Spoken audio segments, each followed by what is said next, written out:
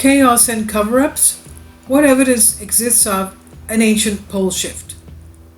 We've had various cataclysms in the past, Earth extinction events, also cover-ups of these events, but we've recently had declassified CIA documents explaining that pole shifts happen in cyclical periods. And this one here, as you can see, the North Pole was in the middle of the North American continent, bordering Canada, United States. Now recently we have a magnetic pole shift. The North Pole is traveling at about a whopping 34 to 36 miles a year lately from North America towards Siberia.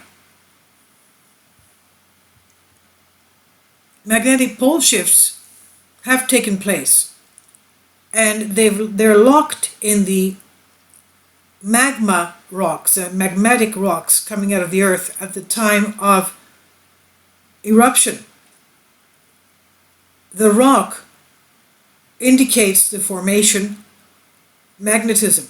What magnetism was in place at the time of the lava eruptions?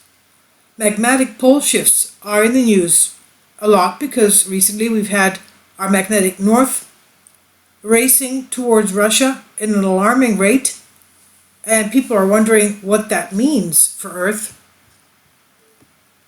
It's going towards Russia from North America, while the Earth's magnetic field strength is also falling fast, according to space weather. In the past 4 to 5 years, it's gone down almost 24%. Which means that we have a lot more solar radiation and cosmic radiation bombarding us, because it's easier for those rays to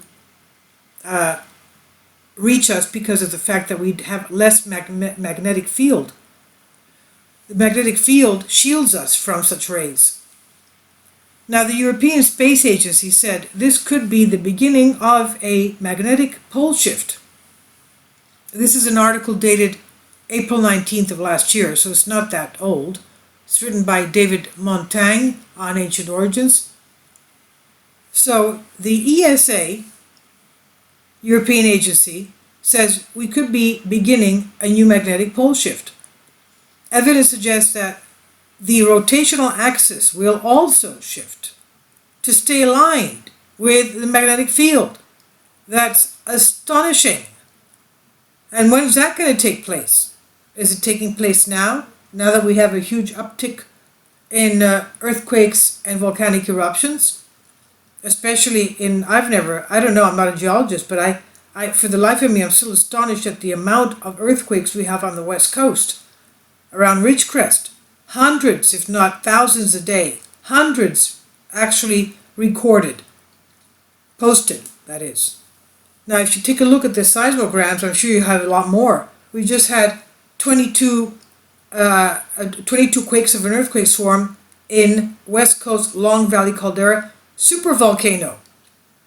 That's a supervolcano. And that has the same magma running under Ridgecrest, which goes towards the West Coast very high threat volcanoes, Long Valley being one of them. That also has another tentacle going into Yellowstone supervolcano, which is also under the subduction zone, is considered part of the subduction process. Yellowstone, yes. It has the Phaleron plate lodged underneath it, and it has the magma going under Yellowstone, also pushing it to the left towards the West Coast, towards the West Coast Cascadia Arc volcanoes. It must be one of the worst places in the world, but I'm sure for geologists it must be very exciting because they have a lot of activity there now. And so they're scampering to see what they can get out of all the information that they can get there from there. We've also found new faults in the southern San Andrea area around the Salton Sea. But anyway, could all this be causing an uptick in earthquakes and earth changes and volcanic activity? Well, from what we read in the past, the answer is yes. Of course, magnetic shifts have a change, an effect on earth changes, such as these. And one of the things that, I don't know if you noticed, did you notice in one of the articles that we read a couple of days ago? You have to excuse me if I've lost the hours. I'm sleeping at all times of the day because we just had our feast of St. Sozon, and it was like a huge wedding. And today we had the feast of the raising of the cross of Christ, the feast of the Holy Cross. And, I'm just, if you put me standing on a wall, I'd probably fall asleep standing on the wall like a broomstick. I mean, that's how tired I am. But it's beautiful. I mean, we had very, very blessed moments. What was I getting at? Oh, yes. One of the articles that we read said that the earth grows at the rate of a human nail.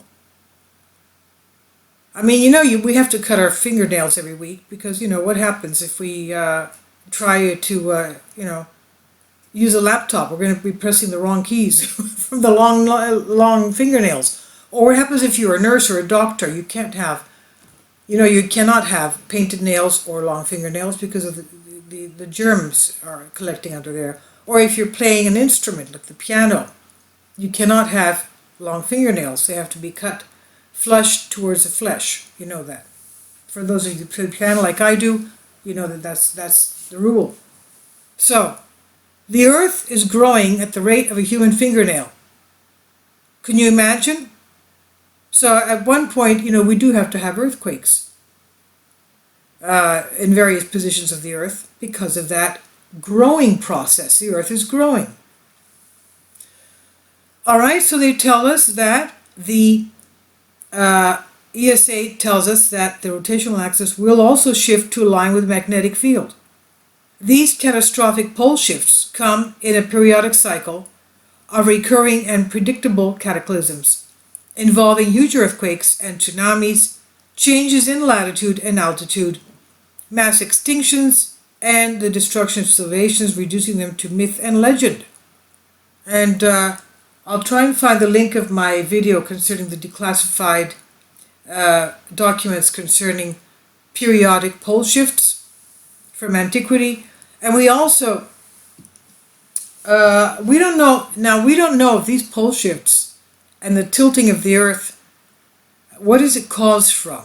Is it caused by a body in our solar system tilting the earth? Is it caused by asteroid strikes? Something impounding the earth?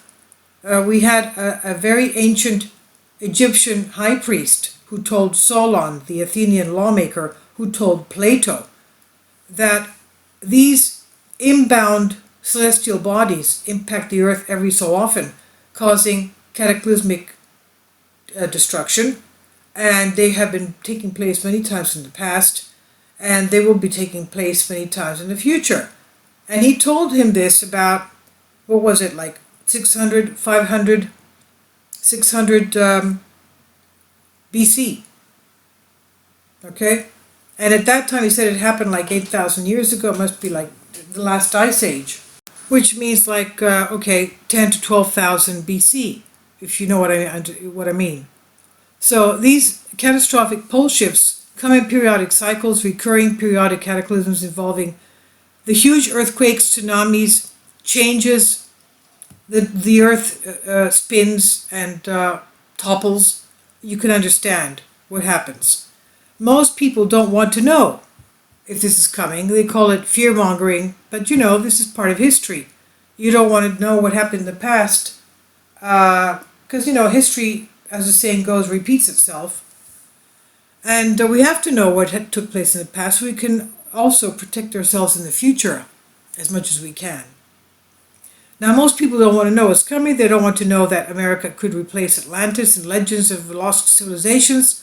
Governments could be censoring evidence to make sure that people don't panic and that everything flows as normal, and people don't cut their routines and stop working and, whatever. But for those who are willing to look, the evidence does exist. As we said, the space agencies are warning us of this. Geologists have the evidence of this in lava and rocks, of the magmatism changes during periods of time, and also, of course, the recently declassified CIA documents on pole shifts. NASA has also made computer simulations showing differences of the Earth's magnetic field lines between enduring a reversal of north and south magnetic poles, and the blue lines show when the field points towards the center and yellow when away. The rotating axis of the Earth is centered and vertical, and the dense clusters of lines are within the Earth's core. Now, concerning coral, lava, and different equators. Wherever there are shallow oceans near the Earth's equator, there are tropical coral reefs. Pictures distinct stripes of coral species running parallel with the equator. If the surface of the Earth stayed fixed in its current orientation, there would only be one circle of coral reefs around our planet at our current equator. But instead there are many bands of ancient corals crisscrossing the Earth, making many previous equators. I didn't even know this. I really didn't even know. See, you learn something every day, right? This is very important. Wherever there are shallow oceans near the Earth's equator, there are tropical coral reefs. Picture distinct stripes of coral species running parallel with the equator. If the surface of the Earth stayed fixed in this current orientation, there would only be one circle of coral reefs around our planet at our current equator. But instead there are many bands of ancient coral crisscrossing the Earth, making many previous equators. That's unbelievable. Charles Hapgood, the author of Earth's Shifting Crust, tells us there is even evidence of warm coralline seas stretching right across Antarctica. Can you imagine? The equator was stretching across Antarctica. He cited coral expert Huma of the University of Fujian. After studying corals in Alaska, Spitsbergen, and Antarctica, Dr. Ma concluded that many total displacements of the entire outer crust of the Earth must have taken place. In Ma's word, the coral evidence he found could only be explained by, quote, the sudden sliding of the solid Earth shell over the liquid core, end quote, leading to a sudden change in latitudinal positions. Okay, you have to remember though, it's not only the Earth's core that's a liquid. Recently, we have been told that we have oceans of clear drinking water. Okay, we have oceans of clear drinking water underneath our continents. Our continents are sitting on huge, picture huge plastic bags of water. And it's drinking water, it's not seawater. It's not saline, it's natural drinking water, clean water. And our continents are sitting on these things. So of course they're sliding, and even when we have, remember what we were talking about with full moons. We have a full moon yesterday, today, full moon. By the way, earthquakes increase during full moon, the scientists have found. The full moon, not only full moon, but every single day you have tides changing, especially if you're in the northern or southern hemisphere. You'll see very clearly how tides increase and decrease in level when you're standing near the seashore. Like New York, for example, could be 3 feet difference, whatever, if I'm correct, if not more. So if you're near the equator, it's a lot less. So that's daily. But even during the month, the moon has an influence on water tides, but also on tectonic plates. It's not just the water that the moon affects, it also affects tectonic plates. Because we said the continents are not only on a liquid core, they're also on liquid oceans of clean water that they're sitting on. But anyway, let's not go off on a tangent. So they do move easily. Now, when liquid lava flows from a volcano, it soon cools down and it solidifies. In liquid form, ions of iron align themselves in the magnetic field of the Earth, as it was at the time of eruption. We can analyze solid lava rock and determine which directions these molecules point towards. and it will indicate the direction of the magnetic pole at the time of solidification. This is Geology 101 at university. This is what you learn. I took one course in geology in university at Queen's College. I loved it. We learned so much. We even went to a zinc mine in Pennsylvania. And we went down, what was it, like, God, we took an elevator to go down. We were wearing hard hats. We took forever going down, and it was always a constant 50 degrees Fahrenheit, summer and winter. And we saw a few things there, then we had to get back out because they were going to blast. So, we learned that in Geology 101, that when the lava forms and the rocks fall, when the lava erupts, that's when the magma is locked in with its, it locks in the magnetic direction of north and south of the Earth at that point of eruption. So the earliest analysis, it says, I have seen, was published in 1955 by John W. Graham, and his conclusion was, quote, the rocks were magnetized by a geomagnetic field about like the one today, the essential difference being that this field was in significantly different orientation. This result is discussed in terms of slip of an outer shell of the Earth relative to the axis of revolution. Lava fields at Steens Mountain in Oregon show north itself was moving up to 6 degrees per day while the lava was cooling. Could you imagine? Robert Coe and Michael Previtt published their initial analysis in 1989 under the title, quote, evidence suggesting extremely rapid field variation during a geomagnetic reversal, unquote, and noted that the magnetic field changes during solidification, quote, implies astonishingly high rates of change of the geomagnetic field, unquote. The most likely explanation was rapid variation of the geomagnetic field directly during cooling, which means that how many days does it take the lava to cool? Let's say 2 weeks? I don't know, 3 weeks? And you have a rapid change of Earth's magnetic field, 2 or 3 weeks, let's say a month? Can you imagine what was going on? Can you imagine what was going on? A mammoth-sized problem. The most famous flash-frozen mammoth carcasses, the Berezovka mammoth of Russia, had many species of unchewed grasses, mosses, beans, and buttercups in its mouth, and undigested in its stomach. Giving the life cycle of those flowering plants, it was concluded that the mammoth died in late July or beginning of August and was frozen almost instantly. We all heard about this mammoth with the frozen buttercups that were instantly frozen. I mean, okay, let's say you take it and you put it in deep freeze. The animal would still take days, if not weeks, of a huge mammoth like that to freeze. And by the time the intestines froze, the stomach froze, of course the buttercups from the chemicals that are in the stomach and the intestines would definitely have decomposed. But this one here, the rapid freezing was so, the cooling was so rapid that the field grass and the buttercups did not deteriorate. Amazing. Summer temperatures must have fallen very fast, they say.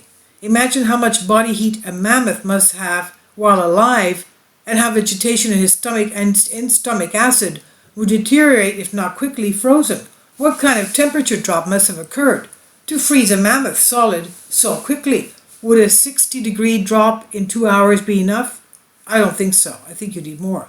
Additional evidence suggests that mammoths were not suited to cold climates. The lack of sebaceous glands in the skin.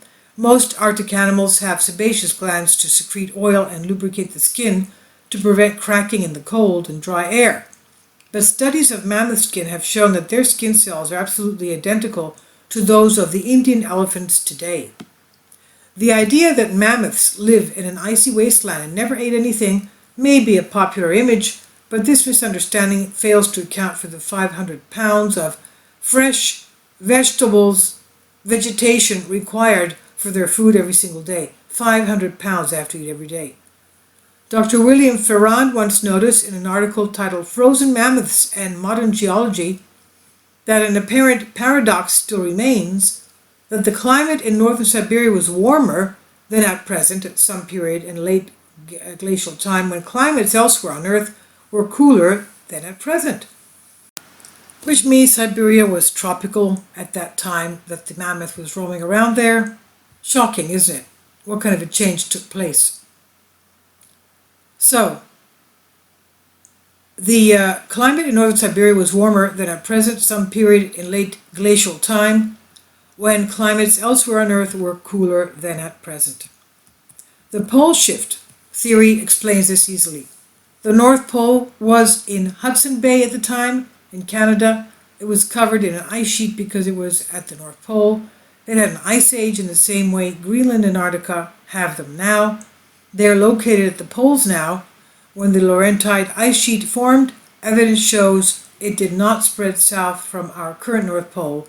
The ice spread out in all directions from Hudson Bay, and when the poles shifted, the North American ice sheet melted, but Siberia froze and most lands suffered massive changes. Now, what about the dates that don't match up? Assuming that legends of the advanced civilization like Atlantis may have existed over 13,000 years ago, and that their civilization was destroyed when the pole shift put their homeland at a much worse latitude and altitude, we wonder if certain ancient monuments are much older than we're taught. For example, the Great Pyramids in Egypt, the Giza Pyramids, the Giza Plateau, which incorporate so much mathematical scientific data in its measurements. The monument we may not even be able to duplicate today seems unlikely to have been built as recently as mainstream Egyptologists insist it was built. Dr. Robert Schoch, author of Forgotten Civilization, helped to disprove this alleged 2500 BC time frame. He's most famous for proving the Sphinx in Egypt is thousands of years older than we were taught. He proved the erosion of the Sphinx is from massive rainfall, not blowing sand, and must have existed when the climate was still wet and rainy, at least 10 to 15,000 years old. At first, such an old date was countered with the comment that there were no signs of the civilization that could have built that far back, but since 1994, the temple complex of Göbekli Tepe in Turkey has been conclusively dated to be at 11 to 12,000 years old. That's about 10,000 years BC, before the last ice age. And it was dated so by the German Archaeological Institute. The Aztec capital, city of Teotihuacan, quote, the place of the gods, end quote, is aligned 15.26 degrees east of north along an axis thought through the Avenue of the Dead, which, if extended far enough, crosses Hudson Bay, by the way. Was the site established before the last pole shift is the question. Anthony Aveni, author of Skywatchers of Ancient Mexico, wrote that of 56 Mesoamerican sites he studied, 50 of them are curiously oriented east of north. In the Old World, many sites like the Temple Mount in Jerusalem and the Ziggurat of Ur are oriented west of north. They are originally aligned with the previous North Pole because the sites were established long before the current orientation of the globe.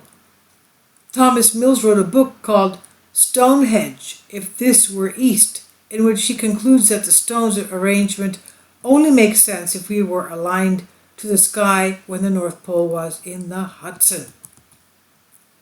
Monumental evidence. Ancient monuments also clue as into an even more ancient North Pole location. Baalbek, a site in Lebanon with the largest stone blocks in the world, some weighing over 400 tons, seems to be aligned properly if the North Pole were in the Norwegian Sea east of Greenland, just where it was 2 pole shifts back, that is at 25,900 years ago. Amazing.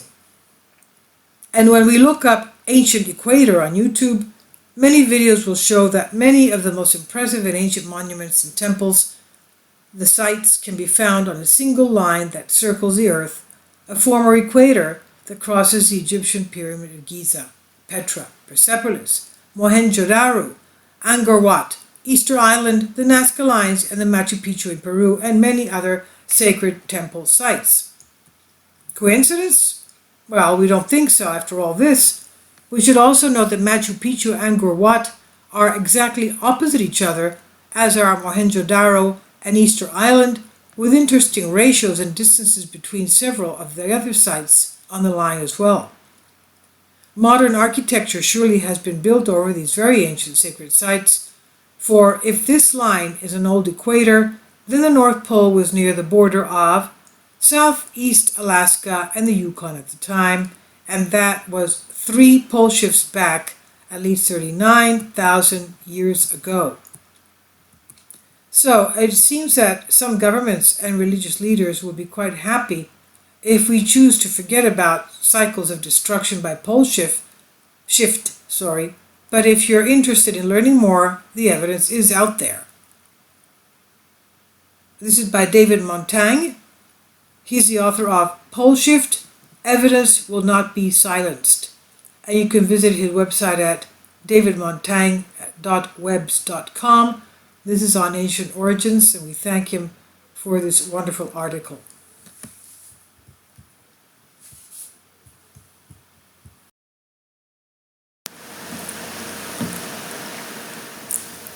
If you'd like to join me on my Patreon account, you will hear content not covered by mainstream media.